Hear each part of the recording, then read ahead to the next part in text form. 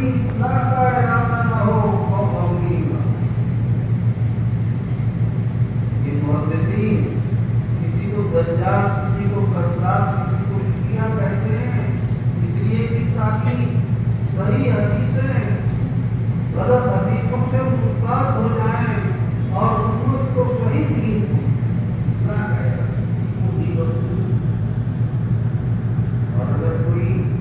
کسی کے پیٹھ پیچھے کہتا ہے کہ فلاں آدمی نماز پڑھتا تھا افسوس کی نماز میں، اچھا آدمی تھا لیکن شراب پینے لگا، رشوت کھانے لگا، غمگین ہو کر کہتا ہے تو اسے بھی غیبت نہیں کہیں گے، شامی کہتا ہے، لیکن نمک تیز لگا رہا ہے، کہتا مار رہا ہے اور پیٹھ پیچھے برائی کر رہا ہے تو ابھی یہ قیمت سے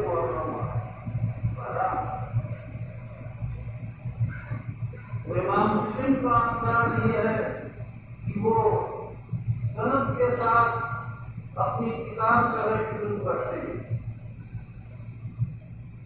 صاحب ابن ماجہ آئے تو انہوں نے اعتصام کی سننا وہ سامنے رکھا کہ اصل دین تو سنت ہے، لہذا سمجھے سنت سے انہوں نے شروع کیا اور پھر فضائل صحابہ بیان کیے، اس لیے کہ صحابہ کو اگر آدمی نہیں مانے گا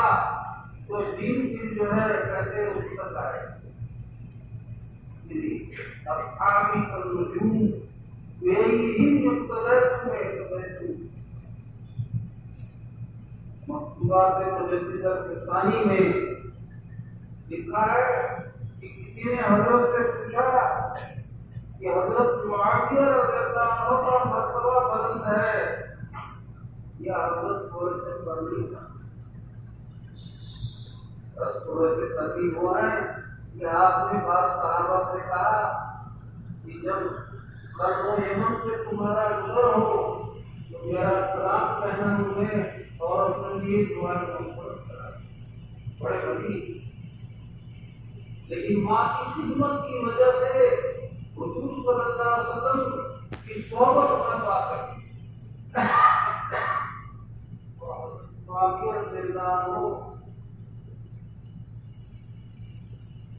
کی حضرت علی صلی اللہ علیہ وسلم کے ساتھ چلی اسلام کا حکم کے ساتھ متعلق ہے، ہم یہ سمجھتے ہیں اور اکابر کہتے ہیں کہ حضرت علی حق پر ہیں، لیکن حضرت معاویہ کی شان میں بھی گستاخی نہیں کرنی ہے، اس کا اجتہاد ہے اور مجتہد اگر غلطی کرے تبھی ایک سبب ملتا ہے، اور اگر دوسری کو پا لیتا ہے تو دو سوال ملتا ہے۔ تو حضرت مجدد ثانی رحمۃ اللہ سے پوچھا گیا، ان کے بارے میں اخبار نے کہا ہے